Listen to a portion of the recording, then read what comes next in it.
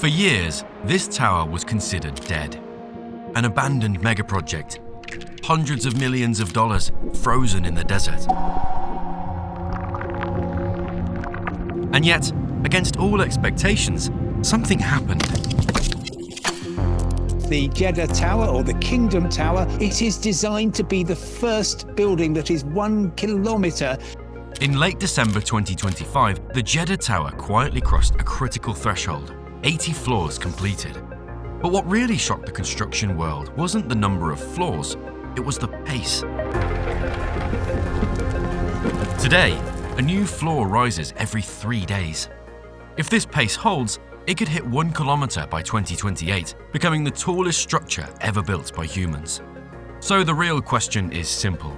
Is this the greatest construction comeback ever, or the setup for another collapse?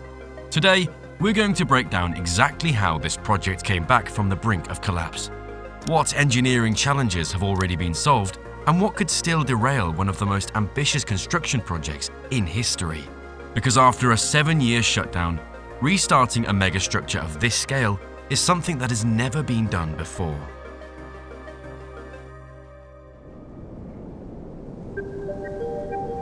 The Jeddah Tower isn't just a tall building in the desert. It's supposed to be the centerpiece of something much bigger. A $20 billion project called Jeddah Economic City, stretching along the Red Sea coast, filled with business districts, luxury residences, and tourist attractions. The entire development is planned to cover 5.2 million square meters. The goal? Create a brand new urban hub, attracting international investors, diversifying the local economy, and eventually easing congestion in Jeddah's packed city center. The idea of the Jeddah Tower was first mentioned in 2008, at a time when Saudi Arabia wanted a world-class architectural icon. It wasn't just about height. From the very beginning, the ambition was huge. This building had to symbolize Saudi Arabia's economic, technological, and cultural ambitions for decades to come. And the choice of Jeddah wasn't random. Located on the Red Sea coast, it's both the gateway to Mecca and a major port connecting Africa, Asia, and Europe. Building the tallest tower on Earth here sends a very clear message. Saudi Arabia is serious about being a global player in innovation, luxury tourism, and global trade. But even with vision, ambition, and money, turning this dream into reality would require solving engineering challenges never attempted at this scale before. And right from the start, the tower was designed to break records. Not just in height, but in engineering. The architects? Adrian Smith and Gordon Gill, the Chicago-based firm behind the Burj Khalifa. From 2010, they designed a tower to reach at least 1,007 meters. But breaking the 1 kilometer barrier isn't just an architectural milestone. It's an engineering problem no one has ever fully solved before. When the Saudi bin Laden group officially returned to the site in January 2025 under a contract worth $2 billion, they knew exactly what they were facing. Restarting a project after 7 years of inactivity isn't hard enough. Doing it at this scale, that's a nightmare waiting to happen. The first challenge? Concrete. Not just any concrete. The kind that can support a 1 kilometer tower. Every cubic meter has to withstand forces that would crush ordinary buildings. During the ceremony marking the restart of construction, the group stated that the project now relies on cutting-edge technologies capable of producing high-performance concrete at levels never achieved before. According to Thornton Tomasetti, the structural engineering firm in charge, over 50% of the concrete work is already done. That's 250,000 cubic meters of concrete poured, enough to push the tower past 300 meters. But here's where things get tricky. Getting concrete higher than 500 meters isn't just difficult, it's a logistics puzzle that could kill the schedule. The most advanced concrete pumps in the world work at around 150 bars of pressure, pushing concrete up to 500 meters under ideal conditions. There's a world record, 621 meters, set in 2015. But beyond that, transporting concrete becomes far more complex and much slower. At that point, engineers have to use cranes and suspended buckets, a method way slower and more complicated. Every extra floor risks delays, costs, and safety hazards. At this scale, even small delays translate into tens of millions of dollars. That's why, for the top of the Jeddah Tower, a radical decision was made: steel instead of concrete. Switching to steel for the upper levels bypasses the pumping problem entirely. and speeds up construction at extreme heights. It's the same trick used on most skyscrapers over 600 meters. Even the Burj Khalifa employed this strategy. Just like the Burj Khalifa, the top of the Jeddah Tower won't even be occupied. This section, called the spire, stretches about 350 meters into the sky, mostly housing technical equipment. It's also designed to be spectacular, a symbol, a statement, crossing the 1 kilometer mark, and claiming the crown as the tallest building on Earth. To achieve this, the project needs around 80,000 tons of steel. Think about it. That's like stacking 10 Eiffel Towers on top of each other. And the pace, mind-blowing. The construction team adds a new floor every 3 to 4 days. That's fast, really fast.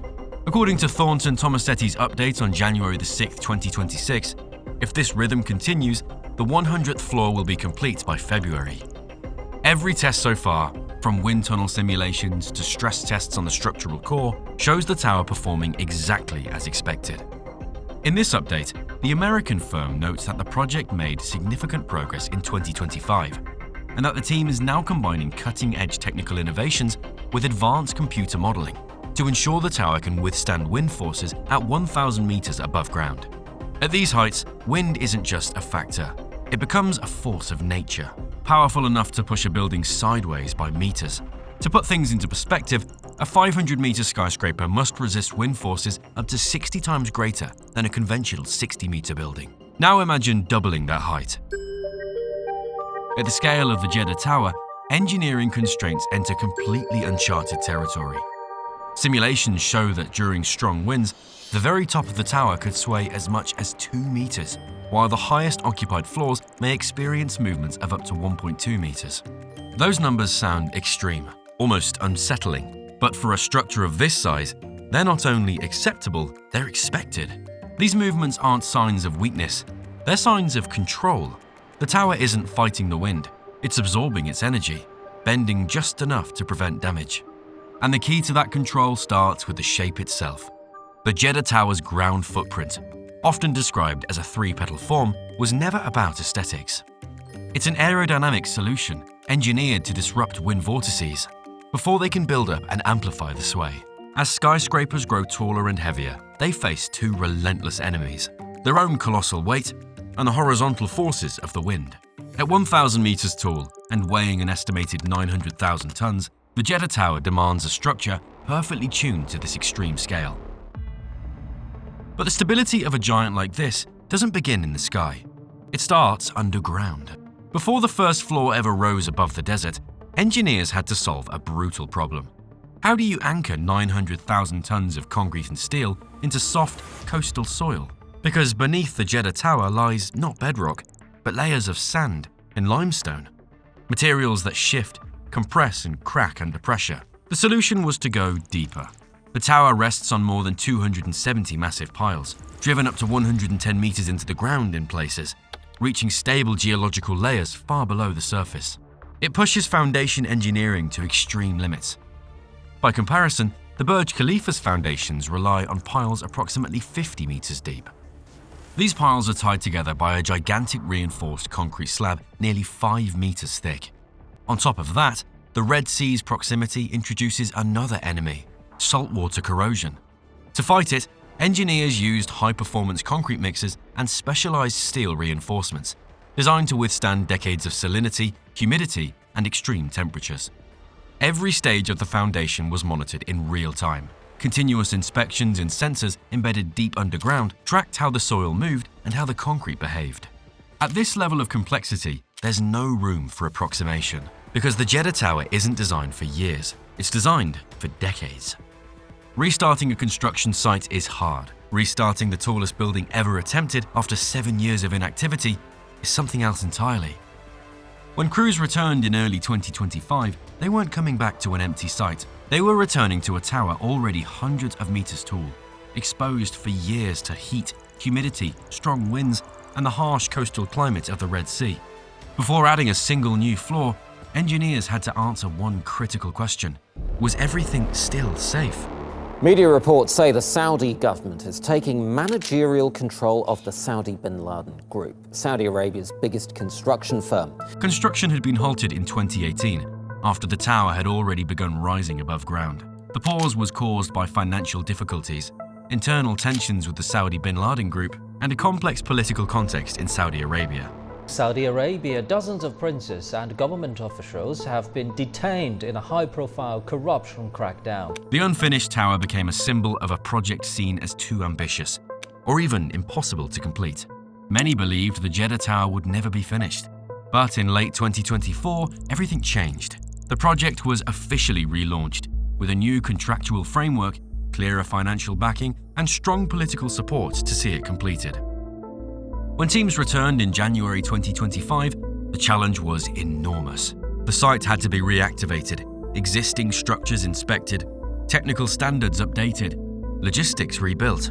Extensive audits were carried out to ensure the concrete, steel reinforcement and foundations had not deteriorated after years of exposure to time and climate. Only then could large-scale construction safely resume. Once it did, the ramp-up was rapid.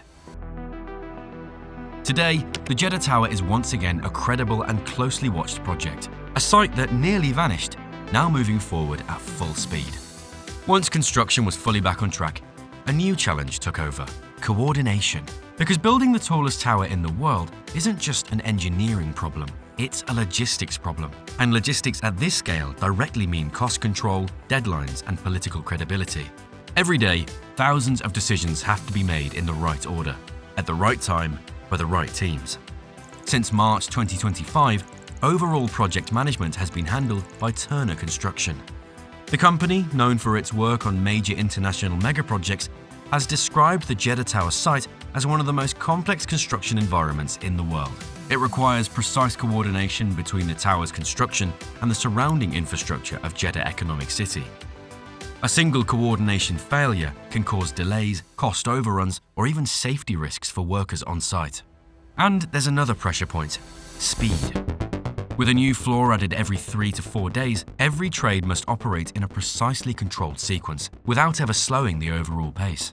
There is no room for bottlenecks. To manage this, the site relies on advanced digital planning tools, combining 3D modeling, logistics simulations, and real-time monitoring of operations. The goal is simple: identify problems before they appear on site. At this scale, success doesn't depend on a single breakthrough. It depends on perfect coordination, day after day, floor after floor. At 1 kilometer above the ground, stairs are not an option. Without elevators, the Jeddah Tower would be impossible to live in. And designing elevators for a building this tall may be one of the hardest engineering problems of the entire project. Because moving people vertically over 168 floors isn't just about speed, it's about safety, comfort, reliability. To solve this challenge, the project turns to Cone, the Finnish elevator specialist. In total, 59 elevators will be installed inside the tower, including 5 double-deck elevators capable of carrying 2 groups of passengers at the same time. But the system doesn't work like a typical skyscraper. No elevator runs directly from the ground floor to the top. Instead, the tower is organized around 3 major transfer lobbies. Passengers first take an express elevator to one of these sky lobbies, then switch to another elevator, serving a different zone of the building. This approach avoids the need for extremely long cables. Throughout the tower, technical floors and refuge areas are integrated for fire safety and emergencies. For Cone, the Jeddah Tower is the ultimate test of its UltraRope technology. Unlike traditional steel cables, UltraRope is made from carbon fiber. It's lighter, stronger, and far more durable. This reduces the weight of the elevator system, improves energy efficiency, and increases service life. Thanks to this technology, each elevator can carry up to 26 people, or about 2 tons per trip, double that in the double-deck models. In terms of speed, the elevators will exceed 10 meters per hour, or more than 36 kilometers per hour. Fast, but intentionally controlled. While some towers, like the Shanghai Tower, reach speeds close to 20 meters per second, Cone chose a different balance. Higher speeds can reduce comfort, especially over long vertical journeys. According to Cone, around 36 kilometers per hour is the optimal speed to minimize discomfort from acceleration and deceleration. Without this advanced elevator system, the Jeddah Tower wouldn't be a skyscraper. It wouldn't even be usable. It would simply be the tallest empty structure ever built. Once completed, the Jeddah Tower will function as a vertical city. The tower will house office spaces, more than 400 apartments and luxury residences, as well as a 5-star hotel with nearly 200 rooms. The tower will also include fine dining restaurants, a spa, fitness centers, swimming pools, and a wide range of amenities designed to make the building fully livable. But the most spectacular feature sits far above everything else. At 630 meters above the ground, the Jeddah Tower will feature a cantilevered observation deck. Once completed, it will become the highest observation deck in the world. From this platform, visitors will be able to see the Red Sea, the desert, and the entire city of Jeddah, stretching to the horizon. Not for those prone to vertigo. If the current schedule holds, the Jeddah Tower is expected to be completed by August 2028. Standing at least 173 meters taller than the Burj Khalifa, it would become the tallest structure ever built. But it won't just be a record. The tower will also be a physical symbol of Saudi Arabia's Vision 2030 and its ambition to reshape its future beyond oil. But this won't end the race to the sky.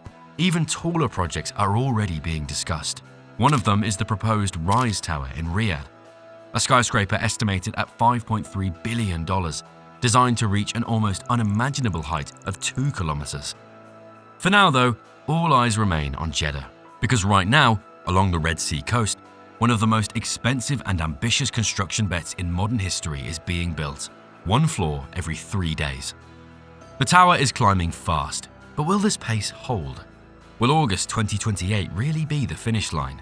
If there are no more interruptions, and that's a big if, it's entirely possible. And I'll be following this project very closely. So if you want to stay up to date on the most extreme mega projects on the planet, make sure to subscribe. See you soon on Looking For.